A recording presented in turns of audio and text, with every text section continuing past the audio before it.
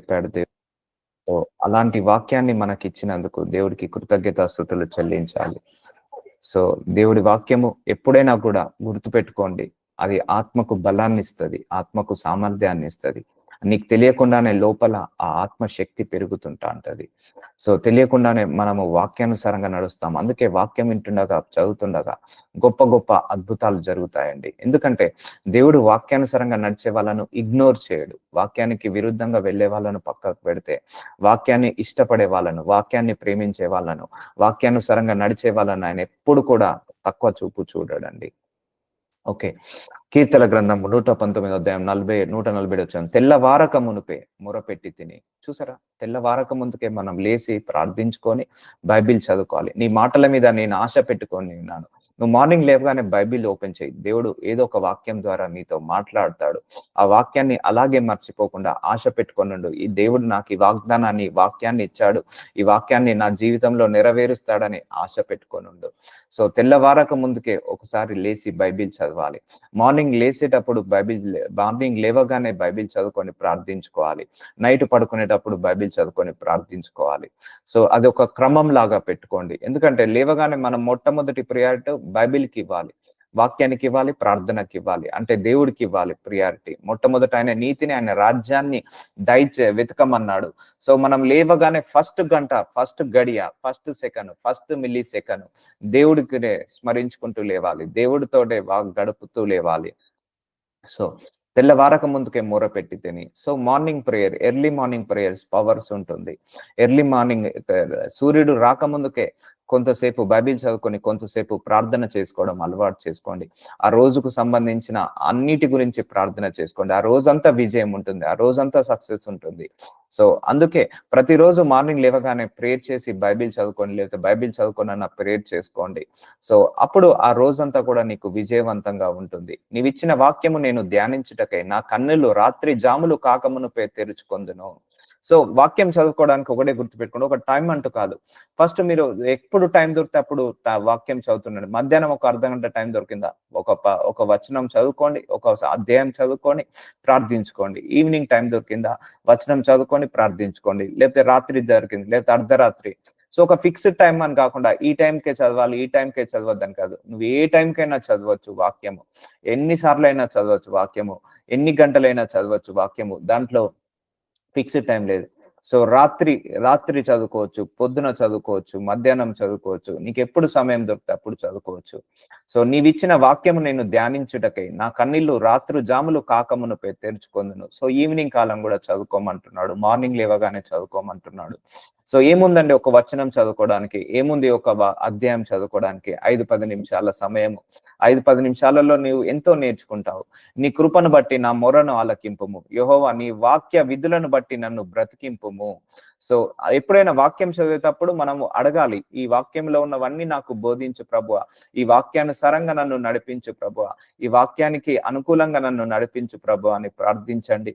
So, ఎప్పుడు సమయం దొరికితే అప్పుడు వాక్యాన్ని చదువుకోండి. ఇంత టైం అని కాదు. మీరు ఆఫీస్ ఉద్యోగం చేసే సమయంలో కొంత సమయం ఉన్నా కూడా ఒక 10 నిమిషాలు వీళ్ళతో మాట్లాడుకుంటే నీ మొబైల్లో ఆ యాప్ ఉంటుంది కదా, దాన్ని ఓపెన్ చేసి మీరు చదువుకోవచ్చు వాక్యము. రాత్రి చదువుకోవచ్చు, మధ్యరాత్రి చదువుకోవచ్చు, మార్నింగ్ చదువుకోవచ్చు, ఆఫ్టర్నూన్ చదువుకోవచ్చు. నువ్వు ఏ సమయం అంటే ఆ సమయంలో చదువుకోవచ్చు. ఒక పర్టికులర్ టైం అనేది లేదు. సో, ఈరోజు మార్నింగ్ 6-7 వరకు చదివాను. రేపు మార్నింగ్ 6-7 వరకు చదవద్దు. అట్లా అవసరం లేదండి. There is no particular time to read the Bible. ఏ టైంలోనైనా మనము వాక్యాన్ని ధ్యానించుకోవచ్చు. సో, అలా ఒక కండిషన్‌లో ఒక సమయము ఎప్పుడు దొరికినా కూడా బైబిల్ ఓపెన్ చేయండి. ఏం కాదు, తప్పేమున్నది. దుష్కార్యములు చేయువారును నీ ధర్మశాస్త్రమును త్రోసివేయువారును నా యొద్దకు సమీపించుచున్నారు. యెహోవా నీవు సమీపంగా ఉన్నావు. నీ ఆజ్ఞలన్నీ సత్యమైనవి. ఎవరైతే ఈ వాక్యానుసారంగా నడుస్తారో, ఎవరైతే ఈ ఆజ్ఞానుసారంగా నడుస్తారో అవన్నీ కూడా దేవుడికి సమీపంగా ఉన్నాయి. కాబట్టి ఆజ్ఞలు సత్యమైనవి. ఈ ఆజ్ఞలన్నీ కూడా సత్యమైనవి, న్యాయమైనవి. సో, ఈ సత్యమైన ఆజ్ఞలన్నీ కూడా మనము నెరవేర్చాలని ప్రార్థించాలి. నీ శాసనములు నీవు నిత్యములుగా స్థిరపరిచితవని నేను పూర్వం నుండి వాటి వలనే తెలుసుకొని ఉన్నాను. చూసారండి, నీ శాసనములు నీవు నిత్యములుగా స్థిరపరిచితవని. ఈ శాసనాలు, ఈ కట్టణాలు ఇవన్నీ కూడా స్టాండర్డ్స్. ఇవి షేకబుల్ కావండి. నేను పూర్వం నుండి వాటి వలనే తెలుసుకొని ఉన్నాను. సో వాక్యం చదువుకొని తెలుసుకోవాలండి. మనకు వాక్యమే జ్ఞానం ఉండాలి ఎప్పుడైనా, గుర్తుపెట్టుకోండి. వాక్య జ్ఞానము, దైవ జ్ఞానము ఉండాలి ఎప్పుడైనా కూడా. ఎవరు మనల్ని మోసం చేయలేరు. ఏ సిచ్యువేషన్ వస్తే ఎలా హ్యాండిల్ చేయాలి, కష్టాన్ని ఎలా హ్యాండిల్ చేయాలి, లాభాన్ని ఆనించాలి, నీకు రానున్న ప్రమాదానాన్ని ఎలా హ్యాండిల్ చేయాలి. మనుషులు తప్పుడు సలహాలు ఇస్తారు. వాక్యం ఎప్పుడు కూడా తప్పుడు సలహా ఇవ్వదు. వాక్యం ఎప్పుడు కూడా తప్పు బోధించదు, తప్పు చెప్పదు. ఎప్పుడైనా కూడా మనుషుల సలహా తీసుకోవడం కంటే బైబిల్ ప్రకారంగా నడిచినప్పుడు మనకు గొప్పగా ఆశీర్వదించబడతాము. నేను ధర్మశాస్త్రమును మర్చువాడను కాను. సో మరవద్దు, వాక్యాన్ని ఎప్పుడు కూడా మరవద్దు. వాక్యానుసారంగా బ్రతకాలి అండ్ వాక్యానికి విరుద్ధంగా వెళ్ళకూడదు. నా శ్రమను విచారించి నన్ను విడిపింపుము. సో శ్రమలు వచ్చినప్పుడు వాక్యాన్ని వదిలేస్తారు చాలా మంది. ఆ వాక్యాన్ని వదలకుండా మనందరము కూడా నడుచుకోవాలి అని ప్రార్థించుకోవాలి. నా పక్షమున వ్యాజ్యమాడు నన్ను విమోచింపుము, నీవిచ్చిన మాట చొప్పున నన్ను బ్రతికింపుము. దేవుడు మన పక్షాన ఎప్పుడు నిలబడతాడు అంటే, నువ్వు వాక్యానుసారంగా నడిచినప్పుడే మన పక్షాన నిలబడతాడు. మనం వాక్యానికి విరుద్ధంగా వెళ్ళి అయ్యా నా పక్షాన నిలబడమంటే ఆయన నిలబడలేడు. మనము ఆయన మన పక్కన ఉండాలి, మనతో ఉండాలి, మనం ఆయన చిత్త ప్రకారం నడవాలి. నడిచినప్పుడే ఆయన యొక్క శాసనాలు, కట్టడాలు ఫుల్ఫిల్ చేసినప్పుడే ఆయన మన పక్షాన నిలబడతాడండి. ఆయనకు చాలా ఇష్టము, గుర్తుపెట్టుకోండి. ఆయన వాక్యానుసారంగా నడిచే వాళ్ళంటే చాలా ఇష్టము. ఆయన చిత్తానుసారంగా నడిచే వాళ్ళంటే చాలా ఇష్టము. ఆయన ఉద్దేశానుసారంగా నడిచే వాళ్ళంటే చాలా ఇష్టము. కాబట్టి ఆ ఇష్టమైన దేవుడిని మెప్పు పొందాలంటే మనము ఆయన హృదయానుసారంగా, ఈ వాక్యానుసారంగా నడిచినప్పుడే ఆయన నా పక్షమున వాద్యమాడి, మన పక్షమున వాద్యమాడి నన్ను విమోచిస్తాడు, మనల్ని విమోచిస్తాడు. ఆ శత్రువుల నుంచి విమోచిస్తాడు, ఆ బాధల నుంచి విమోచిస్తాడు, ఆ కష్టాల నుంచి విమోచిస్తాడు, ఆ ఇరుకుల నుంచి, ఇబ్బందుల నుంచి విమోచిస్తాడు.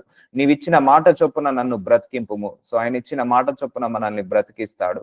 సో భక్తిహీనులు నీ కట్టడలను వెతుకుటలేదు గనుక రక్షణ వారికి దూరముగానున్నది. సో భక్తిహీనులు ఆ కట్టడలను లేదు గనుక వారికి రక్షణ దూరంగా ఉన్నది. చూసారా, ఎవరైతే వాక్యం వెతుకారో వాళ్ళకు ఆదరణ తక్కువ అవుతుంది, రక్షణ తక్కువ అవుతుంది.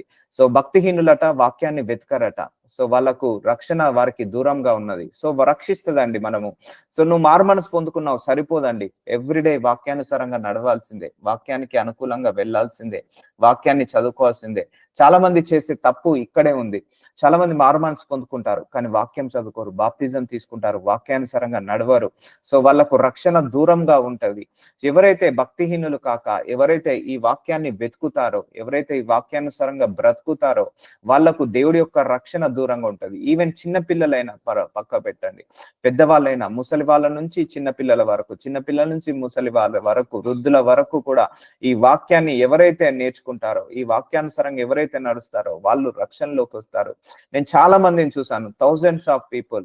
సో దేవుణ్ణి తెలుసుకున్నారు, మారు మనసు పొందుకున్నారు, బాప్తిజం తీసుకున్నారు, కానీ వాక్యము లేదు, వాక్యానుసారంగా నడవట్లేదు, వాక్యాన్ని చదువుకోవట్లేదు, రోజుకొక్కసారి కూడా చదువుకోవట్లేదు, వారంకి ఒక్కసారి కూడా చదువుకోవట్లేదు. సో వాళ్ళందరికీ రక్షణ దూరంగా ఉంటుందండి. ఎప్పుడైతే నువ్వు ప్రతిరోజు దేవుణ్ణి వెతకాలి అంటే వాక్యము చదవాల్సిందే. మన శరీరానికి ఆ శరీర ఆహారం ఎంత ఇంపార్టెంటో మన ఆత్మకు కూడా ఆత్మీయ ఆహారం ఇంపార్టెంట్. ఇది వాక్యం ద్వారానే మనం పొందుకోగలుగుతాము.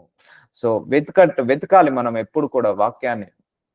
అందుకే ఒక ఫిక్స్డ్ టైం అని కాదండి, ఏ టైంలో అయినా మీరు చదువుకోవచ్చు. There is no exemption, there is no rule.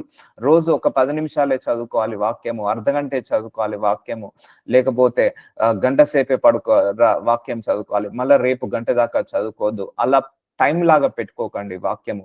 ఎప్పుడైనా కూడా నీకు మార్నింగ్ లేవగానే ఒక అర్ధగంట వాక్యం చదువుకో. ఇంటి పని అయిపోయింది, వంట పని అయిపోయిన తర్వాత మధ్యలో ఒక ఖాళీగా ఉన్నప్పుడు ఒక వాక్యం చదువుకో, మళ్ళీ ఒక అధ్యాయం చదువుకో, మళ్ళీ ఈవినింగ్ సమయం దొరికినప్పుడు ఈవినింగ్ ఒక అధ్యాయం చదువుకో, రాత్రి చదువుకో, లేకపోతే మధ్యరాత్రి మేలుకు వచ్చినప్పుడు కాసేపు చదువుకో. సో ఒక ఫిక్స్డ్ టైం లాగా, అది మనకే మేలు అండి, నిజం చెప్తున్నా, మనకే మేలు. ఇలా టైం అలా టైం. మనం ఫోన్ ఎన్నిసార్లు చూస్తున్నాము, డైలీ 1000 టైమ్స్ చూస్తాము. బైబిల్ అయినా కూడా మనకు బోర్ కొట్టదు. రోజు ఉదయం లేచినప్పటి నుంచి నైట్ పడుకునే వరకు మనం మొబైల్ ఫోన్ ని ఆల్మోస్ట్ ఒక 1000 టైమ్స్ చెక్ చేస్తాము.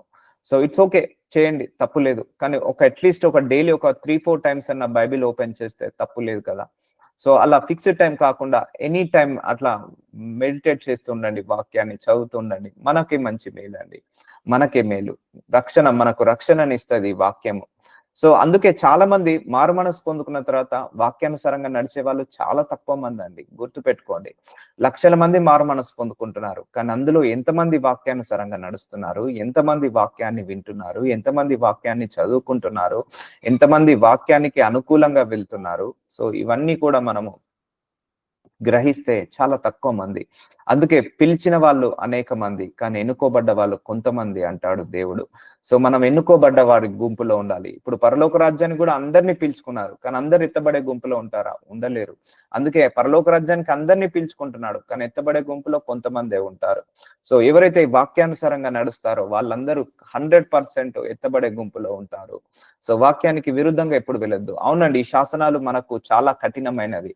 మనం నెరవేర్చలేము. అందుకే ప్రార్థించుకోమని చెప్తున్నాను. అయ్యా వీటన్నిటిని నెరవేర్చే శక్తిని నాకు దయచే ప్రభువా. నెరవేర్చే జ్ఞానాన్ని నాకు దయచేయండి. నెరవేర్చే ఓపికను నాకు దయచేయమని ప్రార్థిస్తున్నానని ప్రార్థించుకొని మనం వాక్యాన్ని ధ్యానించుకుంటూ దాని ప్రకారంగా నడవాలి. సో చూద్దాము. యెహోవా నీ కనికరములు మితిలేనివి. చూసారా, దేవుడి యొక్క కనికరములు ఒక లిమిటేషన్ అంటుండదు. నీ న్యాయ విధులను బట్టి నన్ను బ్రతికింపుము. వాక్యము బ్రతికిస్తది, జీవింపచేస్తది. ఆయన న్యాయ విధులన్నీ కూడా మనల్ని మంచి మార్గంలోకి నడిపిస్తది. ఈ మానవ జాతికి మంచి ఉపయోగమైన వాక్యము, ఈ మానవ జాతికి ఉపయోగకరమైన వాక్యము కాబట్టి ఈ వాక్యాన్ని మనం ప్రతిరోజు తీసుకోవాలి. నన్ను తరుమువారును నా విరోధులను అనేకులను అయినను నీ న్యాయ శాసనముల నుండి నేను తొలగి ఉన్నాను. చూసారా అండి, నన్ను తరుమువారును నాకు విరోధులు అనేకులు. సో మన వెనకాల అపవాది శక్తులు ఎన్నో ఉంటాయి. నేను చెప్పాను, విరోధులు అంటే మనము ఇంటి పక్క వాళ్ళు, ఇంటి ఎదుట వాళ్ళు మాత్రమే కాదు, మన పాపము మన విరోధమే, మన యొక్క తలంపులు మన విరోధమే, మన ఆలోచనలు కూడా ఒక్కొక్కసారి విరోధమే. ఎందుకంటే చాలా మంది తలంపుల ద్వారా కూడా పాపం చేస్తారు, ఆలోచనల ద్వారా కూడా పాపం చేస్తారు. సో కాబట్టి మన ఆర్థిక సమస్యలు, అనారోగ్య సమస్యలు ఇవన్నీ కూడా విరోధము మన అన్నిటికి కూడా. ఎందుకంటే మనం జీవించాల్సింది ఎలా అండి? ఆరోగ్యంగా జీవించాలి, ఆనందంగా జీవించాలి, ధనముతో, ప్రాస్పారిటీతో, మంచి ఐశ్వర్యముతో, పేరుతో, ఘనతతో మనం జీవించాలి. కానీ అది కాకుండా సిక్నెస్లు, లేకపోతే రోగాలు, జబ్బులు, ఆ mental tensions, financial pressures, so ఇవన్నిటి నుంచి మనం ఉండొద్దు. సో ఈరోజు మార్నింగ్ లేచినప్పుడు I have seen many people, ఈ గ్రూప్ లో ఎవరైతే ఉన్నారో మీ అందరిలో కూడా చాలా మంది స్ట్రెస్ ని చూస్తున్నాను. స్ట్రెస్, ఒక గుండెలో భయము, బాధ, లేకపోతే మెంటల్ స్ట్రెస్ ని చూస్తున్నాను. సో ఆ స్ట్రెస్ అన్నిటిని కూడా తీసేసేది ఈ వాక్యానికి ఉంది. నీ న్యాయశాస్త్రం నుండి నేను తొలగకై ఉన్నాను. తొలగొద్దు, వాక్యాన్ని తొలగకండి. ఆ మెంటల్ స్ట్రెస్ ఏదన్నా కూడా దేవుడు తీసేస్తాడు. ఆ మెంటల్ ప్రెషర్, ఫైనాన్షియల్, అయ్యో గుబులు ఏమైతుందో ఏమో రేపు, ఎలా ఉంటుందో ఏమో రేపు అన్న భయం ఎక్కువగా ఉంది చాలా మంది లోపల, భీతి ఎక్కువగా ఉంది.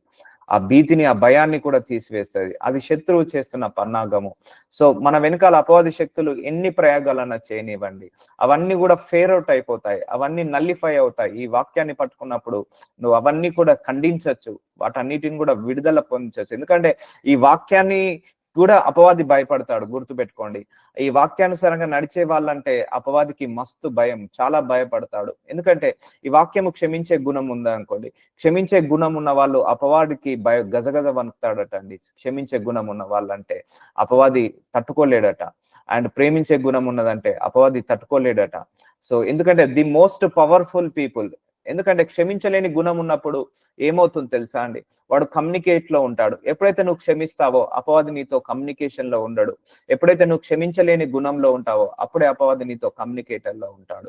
సో అందుకే క్షమించే గుణం ఉన్న వాళ్ళు most powerful people. Righteous people దగ్గరికి అపవాది దగ్గరికి రాడు. సో నీతిమంతుల దగ్గరికి, పరిశుద్ధుల దగ్గరికి అపవాది టచ్ చేయలేడు, కమ్యూనికేట్ కాలేడు. సో ఆ వెలుగుతో నింపుతారు కాబట్టి. సో అందుకే మన లోపల ఎంత నెగిటివిటీ ఉంటే అపవాది అంత ఎక్కువగా మనల్ని దగ్గరికి వస్తాడు. మన లోపల నెగిటివిటీ లేకుండా పాజిటివిటీ ఉన్నదనుకోండి, అప్పుడు అపవాది మన దగ్గరికి రాడు. నీ న్యాయ శాసనం నుండి నేను తొలగకై ఉన్నాను. ద్రోహులను చూచి నేను అసహ్యించుకుంటుని, నీవిచ్చిన మాటను వారు లక్ష్య పెట్టరు. సో ఈ వాక్యానికి విరుద్ధంగా వెళ్ళే వాళ్ళంతా కూడా ద్రోహం చేసిన వాళ్ళే.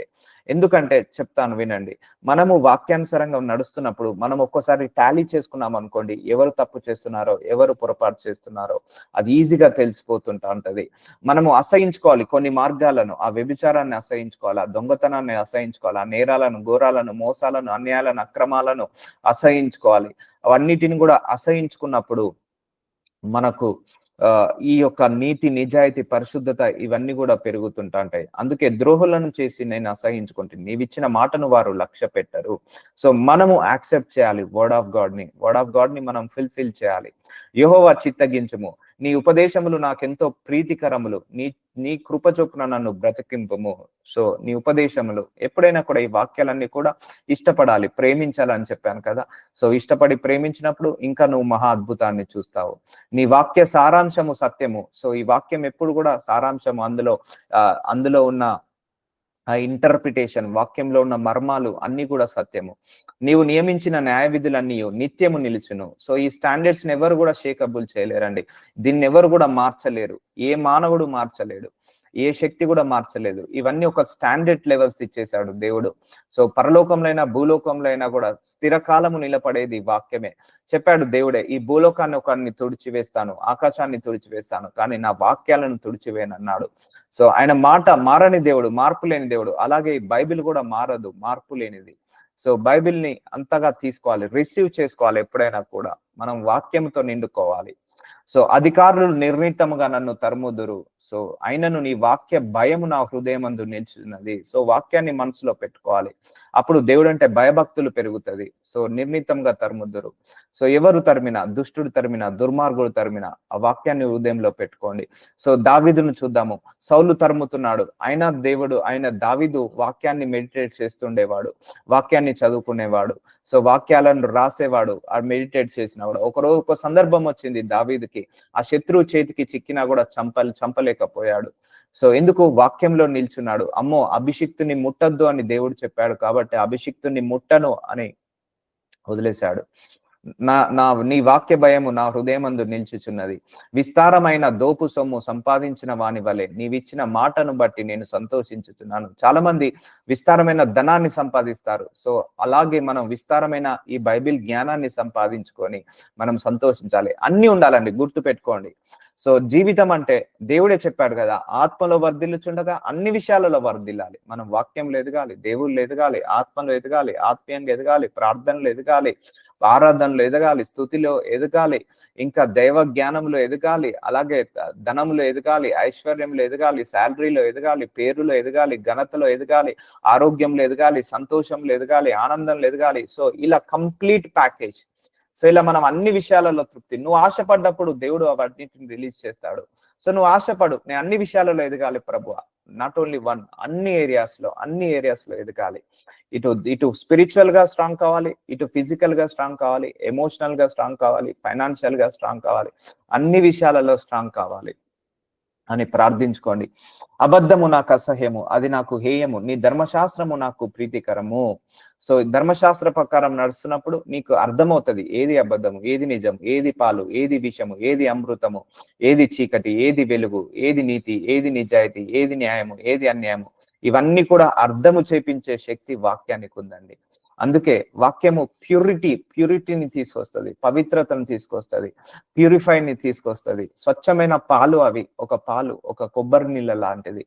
సో అందుకే మనం తీసుకునేప్పుడు మనం నాన్ వెజ్ ఎంత ఇష్టంగా తీసుకుంటామో, అలాగే మనం స్వీట్, ఆ ఐస్ క్రీమ్స్ ఎంత, ఫ్రూట్స్, వెజిటేబుల్స్ ఎంత ఇష్టంగా తింటామో, అలాగే వాక్యాన్ని కూడా అంత ఇష్టంగా తినాలి, అంత ఇష్టంగా తీసుకోవాలి. అది మాత్రము గుర్తు పెట్టుకోండి. సో ఈ రోజుతో మనం ముగించేద్దాం ఈ సిరీస్. నీ న్యాయ విధులను బట్టి దినమునకు 7 మార్లు నేను స్తుతించుచున్నాను. నేను చెప్పాను కదండి, ఒకటేసారి చదవాలి బైబిల్. అలా మనము పెట్టుకోవద్దండి. 7 మార్లు నీ న్యాయ విధానం బట్టి దినమునకు 7 మార్లు. నీకు మార్నింగ్ సమయం దొరికింది, ఓకే, లేవగానే వాక్యం చదువుకో, ఒక అధ్యాయం చదువుకో. లేకపోతే వంట పని, ఇంటి పని అయిపోయిన తర్వాత మధ్యాహ్నం ఒక అర్ధగంట సమయం దొరికింది, అక్కడ కొంచెం వాక్యం చదువుకో, కాసేపు పడుకో, మళ్ళీ ఈవినింగ్ లేసావు, స్నాక్స్ తిను. లేకపోతే ఈవినింగ్ తర్వాత మళ్ళీ 6 7 ఒక సమయం దొరికింది, అప్పుడు ఒక అర్ధగంట ఒక 10 నిమిషాలు వాక్యం చదువుకో. లేకపోతే నైట్ సమయం పడుకునే ముందు ఒకసారి వాక్యం చదువుకో. సో దిస్ ఒక పర్టికులర్ టైం అంటూ అవసరం లేదండి. వాక్యానికి పర్టికులర్ టైం అంటూ అవసరం లేదు. ఏ టైంలో అయినా నువ్వు చదువుకోవచ్చు. నువ్వు ట్రావెలింగ్ చేసుకుంటూ చదువుకోవచ్చు, ఇంట్లో గదిలో కూర్చొని చదువుకోవచ్చు, నీ ఇంటి పని, వంట పని అయిపోయి విశ్రాంతి సమయంలో చూసుకోవచ్చు. ఎందుకంటే నువ్వు వాక్యం చదువుతున్నావు, నువ్వు దేవుడితో మాట్లాడుతున్నట్టు. కానీ మనం సామాన్యంగా ఏం చేస్తాం, అబ్బా ఫ్రీగా ఉన్నాం కదా, ఫోన్ చేసి ఎవరికన్నా ఫోన్లలో మాట్లాడుకుందాం, ఏదైనా బాధ చెప్పుకుందాం, లేకపోతే వాళ్ళ బాధ ఏమైనా ఉంటే విందాము అన్న మైండ్ సెట్ మనకు ఉంటది. సో ఆబ్వియస్లీ మాట్లాడొద్దనను, బట్ అలాగే మనం రోజుకి 1000 సార్లు ఫోన్ చూసినట్టుగా అట్లీస్ట్ డైలీ ఒక 7 టైమ్స్ అన్న వాక్యాన్ని చూద్దాము. అట్లీస్ట్ ఒక గ్రంథం చదువుకోండి, ఒక చాప్టర్ చదువుకోండి, లేకపోతే కీర్తనలో ఒకటి మెడిటేట్ చేయండి, సామెతలో ఒకటి మెడిటేట్ చేయండి, స్లామ్స్ అండ్ ప్రోవర్బ్స్ ఒకసారి మెడిటేట్ చేయండి, చదువుకోండి. ఒక్క చాప్టర్ చదువుకున్నా చాలు. సో నీకు సమయం దొరికినప్పుడల్లా, సో పర్టికులర్ టైం కాకుండా అన్ని వేళలా నువ్వు చేయండి. అసలు కనెక్టివిటీ విత్ గాడ్, అట్లా కనెక్ట్ కావాలి మనం దేవుళ్ళో ఒకరికి. So preparation, haven is place for preparation people. అందరికి కూడా haven is not place for called people. అందరినీ పిలిచాడు దేవుడు. అందరూ కూడా పరలోకానికి వెళ్తారని గ్యారెంటీ లేదు. Preparation people. సో ఇవన్నీ కూడా ప్రిపేర్ అవ్వాలి మనం అన్ని విషయాలలో. వాక్యంలో ప్రిపేర్ కావాలి, ప్రార్థనలో ప్రిపేర్ కావాలి. దేవుడు ఈ రోజే రెండో రాకడ వస్తే ఎంతమంది నిజంగా యాక్సెప్ట్ చేస్తారు? చాలా మంది కూడా యాక్సెప్ట్ చేయరు. ఇంకా 10 సంవత్సరాలు లేట్ అయితే బాగుండు, ఇంక 20 సంవత్సరాలు లేట్ అయితే బాగుండు అని అనుకుంటారు. సో కొంతమందికి ఈ రోజు వచ్చినా నేను రెడీగా ఉన్నాను. So those people will need God. So God కి అలాంటి వాళ్ళు కావాలి. సో ప్రిపరేషన్ పీపుల్, ప్రిపేర్ అయి ఉండాలి. మనము వాక్యానుసారంగా ప్రిపేర్ అయి ఉండాలి. పరలోక రాజ్యానికి సిద్ధపడి ఉండాలి. నీ ధర్మశాస్త్రంను ప్రేమించే వారికి ఎంతో నెమ్మది కలదు. చూసారండి, ఈ ధర్మశాస్త్రాన్ని ప్రేమించమంటున్నాడు. వాక్యాన్ని ప్రేమించిన వాళ్ళకు నెమ్మది కలదు. వారు తూలి తొట్టిల్లుటకు కారణమేమీ లేదు. చూసారా, దెర్ ఇస్ నో రీజన్. నీకు రీజన్ అనేది ఉండదు. ఈ వాక్యానుసారంగా నడుస్తున్నప్పుడు నీకు ఎలాంటి రీజన్ దొరకదు నువ్వు పడిపోవడానికి. పడిపోయినా కూడా నిన్ను లేపుతాడు ఈ వాక్యము. ఎందుకంటే వాక్యానుసారంగా నడిచే వాళ్ళ పక్కన దేవుడు నడుస్తుంటా అంటాడు. సో వాక్యానికి విరుద్ధంగా వెళ్ళినా కూడా మనల్ని ఏం చేస్తాడు? మళ్ళా వాక్యంలోకే తీపిచ్చుకుంటా అంటాడు. సో వాక్యానికి విరుద్ధంగా వెళ్ళి అయ్య నన్ను ఆశీర్వదించమంటే దేవుడు ఆశీర్వదించలేడు. వాక్యానికి అనుకూలంగా వెళ్ళి నన్ను ఆశీర్వదించమంటే దేవుడు ఆశీర్వదిస్తాడు. వారు తూలి త్రొట్టిల్లుటకు కారణమేమీ లేదు. యెహోవా నీ రక్షణ కొరకు నేను కనిపెట్టుచున్నాను, నీ ఆజ్ఞలను అనుసరించి నడుచుకొనుచున్నాను. సో ఆజ్ఞలన్నింటినీ అనుసరించి నడుచుకోవాలి. Follow the Jesus Christ, follow the word of God. నువ్వు ఎప్పుడైతే వర్డ్ ఆఫ్ గాడ్ ని ఫాలో అవుతావో జీసస్ క్రైస్ట్ ని ఫాలో అయినట్టే. వర్డ్ ఆఫ్ గాడ్ ని రిజెక్ట్ చేస్తావో జీసస్ క్రైస్ట్ ని రిజెక్ట్ చేసినట్టే. ఈ వాక్యము చదువుతున్నప్పుడు నీకు బాధేస్తుంది, ఈ ఆజ్ఞలను చూసినప్పుడు కట్టడలను చదివినప్పుడు నీకు బాధేస్తుందా? అయితే దేవుని చూస్తే నీకు బాధేస్తుంది. సంతోషం వేస్తుందా? దేవుని చూస్తే నీకు ప్రేమ పెరుగుతుంది, ఆనందం పెరుగుతుంది. సో అందుకే నేను మళ్ళీ చెప్తున్నాను, వాక్యము దేవుడు వేరు కాదు. గుర్తుపెట్టుకోండి, వాక్యమే దేవుడు, దేవుడే వాక్యము. వాక్యము దేవుళ్ళలో నుంచి వచ్చిన వాక్యము, సపరేట్ చేయలేము. సో నువ్వు ఏదైతే వాక్య విషయంలో పాటిస్తావో, ఏదైతే వాక్య విషయంలో నేర్చుకుంటావో అదన్నీ కూడా దేవుడికి సంబంధించినయే. నేను నీ శాసనములను బట్టి ప్రవర్తించుచున్నాను, అవి నాకు అతి ప్రియములు. సో మళ్ళీ again follow the word of God. నువ్వు ఇష్టపడి ఫాలో కష్టం అనుకోవద్దండి. ఈ వర్డ్ ఆఫ్ గాడ్ ఫుల్ఫిల్ చేయడానికి కష్టపడద్దు ఎప్పుడైనా. నువ్వు ఇష్టం అనుకుంటే ప్రతిదీ కూడా సాధ్యమే అండి. మనం కష్టపడి పని చేయద్దు. ఎప్పుడైనా ఇష్టపడి పని చేసినప్పుడు నీకు ఏది కూడా శ్రమ అనిపించదు, ఏది కూడా కష్టం అనిపించదు. సో వాక్యాన్ని ఇష్టపడండి, వాక్యాన్ని ప్రేమించండి. సో వాక్యాన్ని తీసుకోండి, ప్రతిరోజు కూడా చదువుకోండి, వాక్యానుసారంగా నడవండి, ఎక్కువగా బైబిల్తో కనెక్ట్ చేయండి, ఎక్కువ బైబిల్తో గడపండి సమయాన్ని. సో నేను ఎప్పుడైతే దేవుడి వాక్యాన్ని చదవడం మొదలు పెట్టానో నన్ను దేవుడు మెల్లిమెల్లిగా ఈ లోకం నుంచి డిస్కనెక్ట్ చేశాడు. ఈ లోకంలో ఉన్న మనుషుల నుంచి డిస్కనెక్ట్ చేసి తనకు కనెక్ట్ చేశాడు. ఎందుకంటే వేరుపరుస్తుంది పాపం నుంచి, దోషం నుంచి, లోకం నుంచి, అడియాసల నుంచి, ఆ అవమానాలు వాటన్నిటి నుంచి విడుదల కలిగించేస్తుంది వాక్యము. సో నా మార్గములన్నీ నీ ఎదుటనున్నవి, నీ ఉపదేశములు నీ శాసనములు నేను అనుసరించుచున్నాను. యెహోవా నా మొర నీ సన్నిధికి వచ్చును గాక. ఎప్పుడు వస్తుంది మన మొర, మన ప్రార్థన దేవుడి దగ్గరికి ఎప్పుడు వెళ్తుంది? ఎప్పుడైతే నువ్వు వర్డ్ ఆఫ్ గాడ్ ని తీసుకొని ఆ వర్డ్ ఆఫ్ గాడ్ ప్రకారంగా ప్రార్థించి వర్డ్ ఆఫ్ గాడ్ ప్రకారంగా నడుస్తావో అప్పుడు మన మొర ప్రార్థన దేవుడి దగ్గరికి వెళ్తుందండి. ఇప్పుడు నేను దేవుడిని నమ్ముకున్నాను, పాపాలు చేస్తున్నాను, నీ మొర పెట్టు, దేవుడు వినడు, అది వెళ్ళదు. ఆ పాపాన్ని వదిలేసి వాక్యాన్ని చదువుకొని ఆ పాపాన్ని వదిలేసి ఆ వాక్యానికి అనుకూలంగా నడువు, అప్పుడు దేవుడు నీ మాట వింటాడు.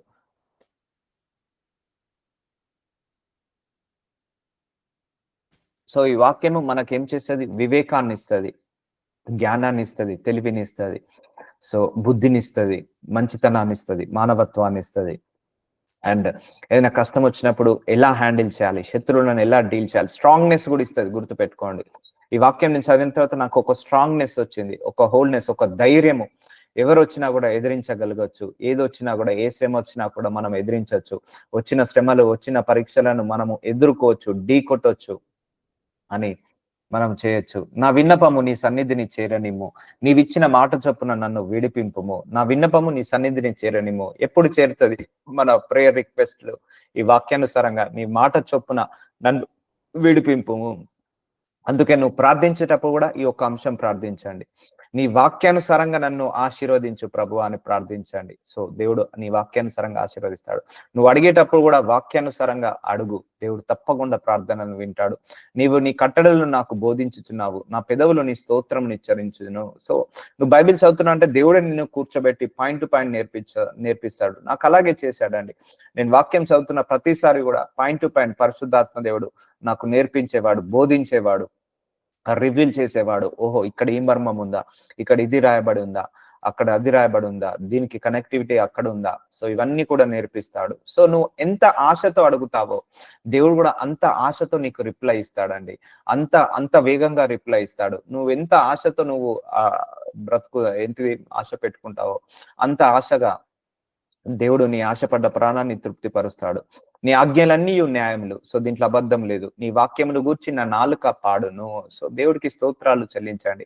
ఇంత దివ్య వాక్యాన్ని ఇచ్చిన. నేను అందుకే చెప్తున్నాను కదా, ఒక 10,000 కోట్ల ఆస్తి ఉన్నవాడు తన పిల్లలకు పిల్లలకు పిల్లలకు పిల్లలకు ఆస్తి చెందాలని ఒక వీలునామా పత్రము ఎలాగైతే రాస్తాడో, అలాగే మనందరికీ ఒక వీలునామా పత్రము, ఆస్తి ఇది మనందరికీ కూడా. సో ఆ ఆస్తిని నీకు ఇచ్చేశాడు దేవుడు. నువ్వు ఎప్పుడైతే దేవుణ్ణి నమ్ముకున్నావో అప్పుడే నీకు ఈ ఆస్తిని ఇచ్చేశాడు.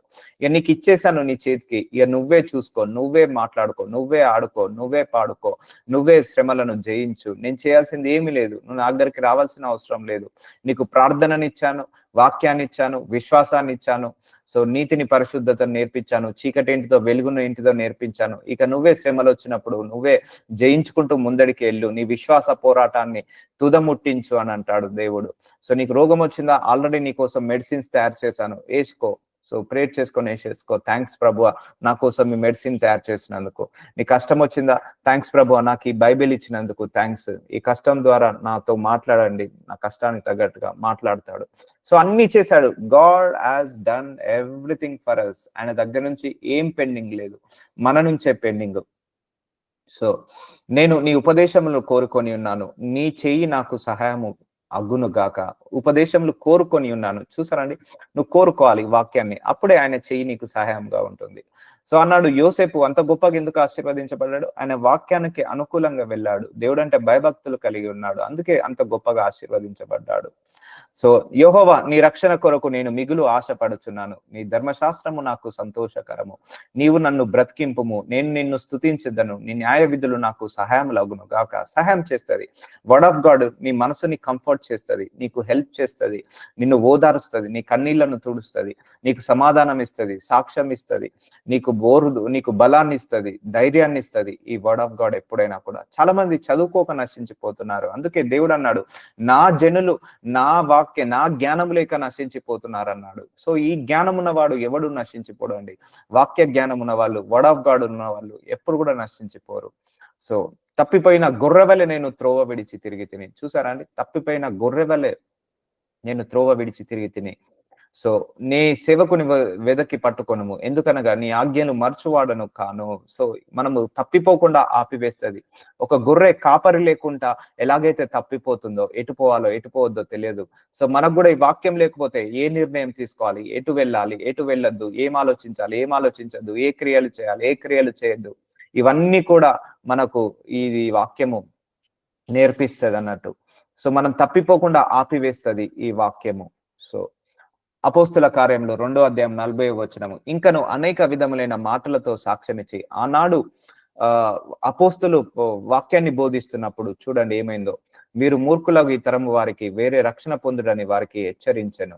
కాబట్టి అతని వాక్యం అంగీకరించిన వారు బాప్తిజం పొందిరి. ఆ దినమందు ఇంచుమించు 3,000 మంది చేర్చబడిరి. చూసారా అండి, 3,000 మంది వాక్యం చెప్తే, అపోస్తులు వాక్యం చెప్తే పరిశుద్ధాత్మ దేవుడు పనిచేసి ఆ 3,000 మంది అన్యులు ఒకటే రోజు వాక్యం విని అంగీకరించారట. సో చూసారా, వాక్యము రిలీజ్ అవుతుండగానే ఏమవుతుంది, పని చేసి పెడుతుంది. అండ్ వాళ్ళు కూడా అంత ఆత్మ ప్రేరేపణతో వాక్యం బోధించే వాళ్ళు. అపోస్తులు ఆత్మతో వాక్యాన్ని బోధించేవారు. అన్నాడు అపోస్తుల కార్యాలలో అపోస్తులు వాక్యం బోధిస్తున్నప్పుడు 3,000 మంది ఒకరోజు బాప్తిజం తీసుకున్నారు. అందరినీ ప్రేరేపించింది. ఇక మాకు ఈ ఆస్తులొద్దు, ఈ పాస్తులొద్దు, ఏదొద్దు, మాకు జీసస్ క్రైస్టే కావాలని ఆ వాక్యం విన్న వాళ్ళందరూ కూడా బాప్తిజం తీసుకున్నారు. అంతే. మారు మనసుని కలగ చేస్తది వాక్యము. దేవ మార్గంలోకి నడిపిస్తది. దేవుణ్ణి యాక్సెప్ట్ చేసేలాగా చేస్తది వాక్యము. సో, అందుకే ఎవ్వరైనా గూడా వాక్యం వింటే చాలండి. ఆ వాక్యానికి విరుద్ధంగా వెళ్ళకుండా అనుకూలంగా వెళ్ళి ఎవ్వరైనా పర్లేదు. వాక్యము దర్శిస్తది. వాక్యము పట్టుకుంటది. వాక్యము ఆశ్రయిస్తది. సో, ఇక్కడ చూడండి అపోస్తలు ఆత్మ ప్రేరేపణతో బోధిస్తుండగా వాళ్ళందరి మీదకి పరిశుద్ధాత్మ దేవుడు దిగి వాళ్ళందరి లోపల పని చేసి వాళ్ళందరిని ఒప్పింప చేసింది ఈ వాక్యము. సో, ఇంచుమించు 3000 మంది చేర్చబడిరి. సో, అపోస్తుల కార్యములు 4వ అధ్యాయము. వాక్యము వినిన వారిలో అనేకులు నమ్మిరి. సో, చూసారా, వినిన వారిలో అనేకులు సంఖ్య ఇంచుమించు 5,000 ఆయను. అపోస్తులు గ్రూప్ లో వాక్యం చెప్తుండగానే వాళ్ళు 3,000 మంది, 5,000 మంది అలా వినేవాళ్ళు, విని నమ్మేవాళ్ళు, యాక్సెప్ట్ చేసేవాళ్ళు. ఎందుకంటే నువ్వు గ్రూప్ లో వాక్యం బోధిస్తున్నప్పుడు వాక్యము ఇట్లా వెళ్ళి హృదయంలోకి వెళ్ళి వాళ్ళ మూలుగులను చీల్చి పాపం నుంచి వేరుపరిచి వాళ్ళందరినీ కూడా దర్శిస్తది వాక్యము. సో, అంత గొప్ప అనాయింటింగ్ ఉందండి వాక్యం లోపలికి. వాక్యంలో ఇక సకలం ఉంది. సో, ఏదైనా చేయగలిగే శక్తి వాక్యానికి ఉంది. సో, అందుకే don't neglect. Today I'm going to complete this series. So, ప్రార్థనలోకి భవించండి. నాజరుడైన యేసయ్య, ఇదిగో తండ్రి వాక్యం యొక్క గొప్పతనము, వాక్యం యొక్క శక్తి అవన్నీ కూడా మాకు బయలుపరిచారు తండ్రి. అయ్యా, ఇంత గొప్ప వాక్యాన్ని మా అందరికీ ఇచ్చావు తండ్రి. మీ నుంచి ఉద్భవించింది, మీ మనసులో నుంచి, మీ తలంపులో నుంచి, మీ ఆలోచనల నుంచి ఉద్భవించిన ఈ వాక్యాన్ని అయ్యా ప్రభువా మా జీవితంలో నెరవేర్చమని ప్రార్థిస్తున్నాను. ఈ వాక్యాన్ని ప్రతిరోజు క్రమం తప్పకుండా చదువుకొని ఈ వాక్యానుసారంగా నడిచే శక్తిని, ఈ వాక్యానుసారంగా బ్రతికే శక్తిని మా అందరికీ కూడా దయచేయమని నజరుడైన యేసు నామములో ప్రార్థిస్తున్నాను. మీ వాక్యమే మా జీవితంలో జీవించును గాక, మీ వాక్యమే మా ఫలించును గాక. ఇదిగో తండ్రి, మా నడినెత్తి నుంచి అరికాళ్ళ వరకు మీ వాక్యముతో నింపునైనా. ఇదిగో తండ్రి, మీరు ఎలాగైతే వాక్య స్వరూపి అని పేరు పెట్టుకున్నారో నాకు కూడా మీ వాక్యముతో నింపి మమ్మల్ని అందరినీ కూడా మీ వాక్యముతో స్వరూపముతో నింపమని నజరుడైన యేసు నామములో ప్రార్థిస్తున్నాను తండ్రి. ఆమేన్. ఆమేన్. ఆమేన్. ప్రైజ్ లార్డ్ అయ్యా.